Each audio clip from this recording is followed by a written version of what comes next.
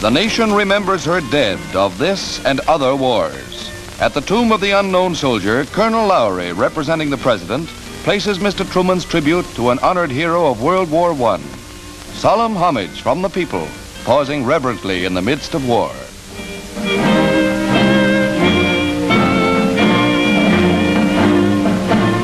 At a national cemetery in Brooklyn, as at others throughout the country, pilgrimages to the flower-bedecked graves prove anew that a grateful nation will never forget those who died that America might live. Honoring the ultimate sacrifice, the legacy of Memorial Day.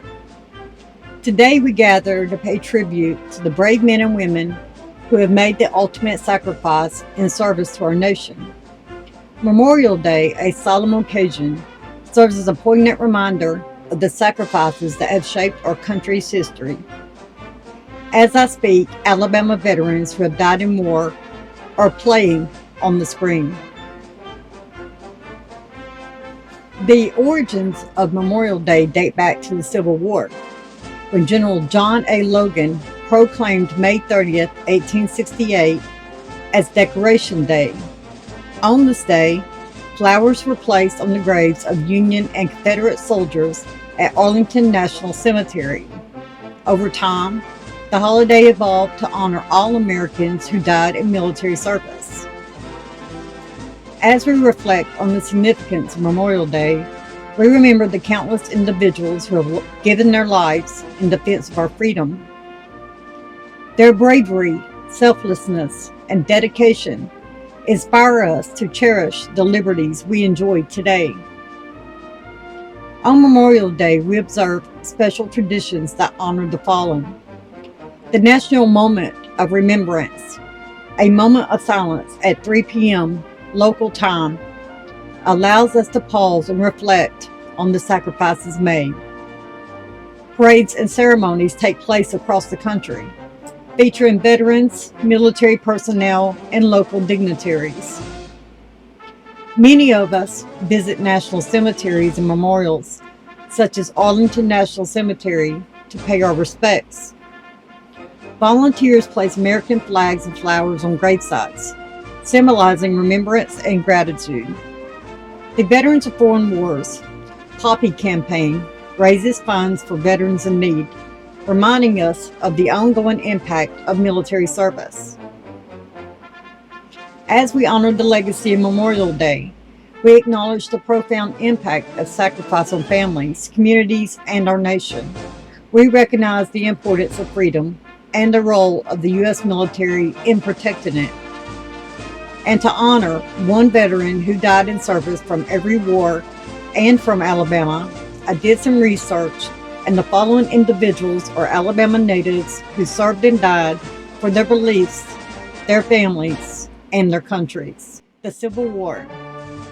Charles Basil Croft was a Confederate soldier from Alabama who served in Company B of the 49th Alabama Infantry during the American Civil War. Born on March 18, 1836 in Greenville County, South Carolina, he later moved to Alabama, where he enlisted in the Confederate Army. Croft fought in the Battle of Fort Henry, a significant early battle in the Western theater of the Civil War. Unfortunately, he lost his life in this battle on February 6, 1862, at the age of 25. He was laid to rest in Macedonia Baptist Church Cemetery in Crossville, Alabama. His service and sacrifice are remembered as part of Alabama's Civil War history. The Spanish-American War.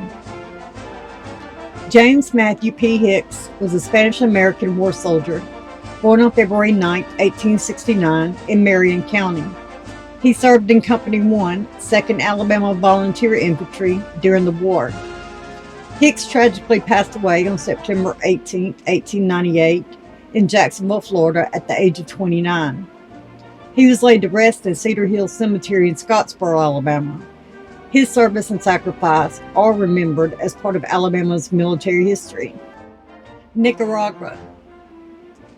Captain Patrick Byrne, born February 1840, and he died in 1914. He's a native of Ireland and was born in the city of Dublin. He immigrated here, moved to Alabama. He joined the U.S. Navy. Shortly after, he received his commission and was ordered to join the flagship of the Brazilian squadron. After arriving in Nicaragua and reporting for duty, he was assigned to the Coast Survey, then being made for the use of the Navy. While in the pursuance of his duties in this department, he was killed in a line of action.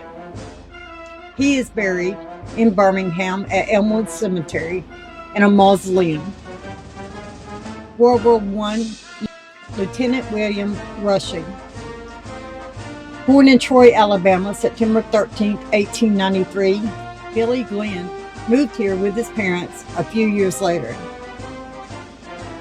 After attending the high school in Atmore, he went to the Polytechnic Institute of Auburn, from which he graduated in 1915 as an electrical engineer. He enlisted in the Alabama National Guard in 1916. He saw service on the Mexican border from October 1916 to March 1917. In May of 1917, he was resigned to enter the aviation service, being given an honorable discharge. Re-enlisting, he entered the ground school for training cadet officers in the aviation section of the Signal Corps July 5, 1917. He graduated school and he was sent overseas as an American aviator. March 23, 1918, with other American Eagles of the Air, he was sent to guard the Italian front. Against the Austrians, this detachment of aerial fighters, numbering 40, daring and capable aviators, proved so efficient and effective that General Pershing ordered the squadron to France, where the great drive destined to smash the Hindenburg Line was being formed. He was detached from the squadron and given special assignment.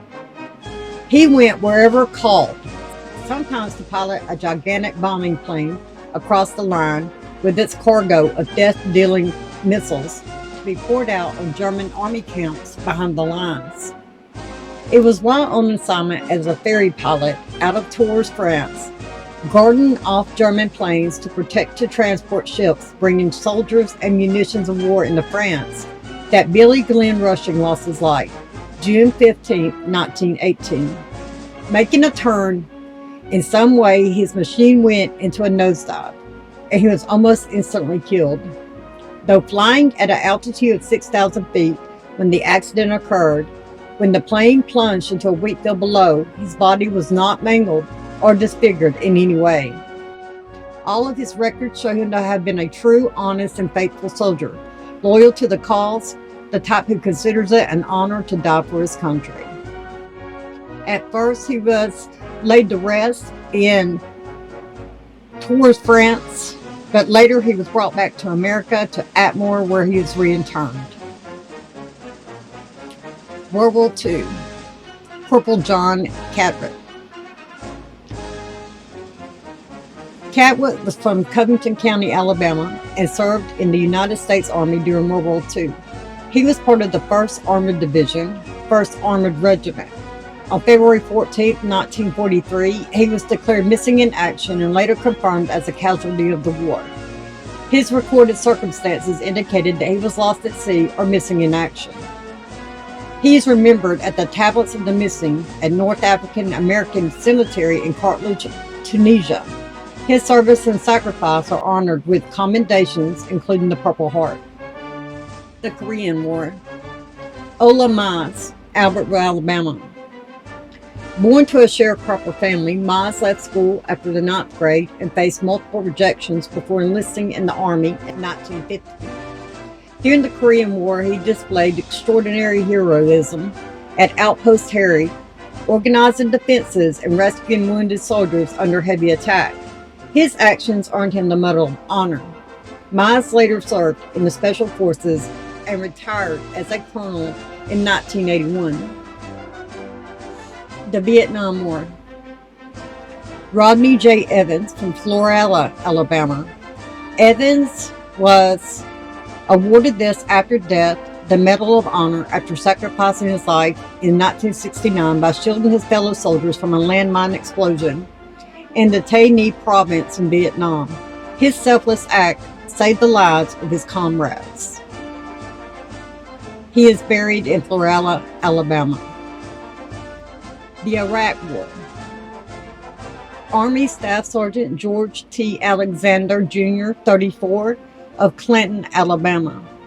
Alexander died at Brooke Army Medical Center, San Antonio, Texas, of injuries sustained in Iraq on October 17, 2005, when an improvised explosive device detonated near his Bradley fighting vehicle. He was assigned to the 1st Battalion, 15th Infantry Regiment, 3rd Brigade, 3rd Infantry Division, Fort Benning, Georgia. He died on October 22, 2005. The Afghanistan War. Johnny Mike Spann, Winfield, Alabama. A former Marine Corps officer, Spann became the first American killed in combat during the U.S. invasion of Afghanistan in 2001. Serving as a CIA paramilitary officer, he was killed during a prisoner uprising at Kuala Lumpur Fortress. While many of us enjoyed the long weekend with family and friends, let us not forget the true meaning and significance of this day. Let us take a moment to reflect on the sacrifices that have shaped our world. In closing, let us remember the brave men and women who have given their lives in service to our nation. May their memory inspire us to cherish freedom, honor their sacrifice, and strive for a world where such sacrifices are not in vain. If you have ever served in any military service, I thank you for your service. Happy Memorial Day, guys. Have a good day.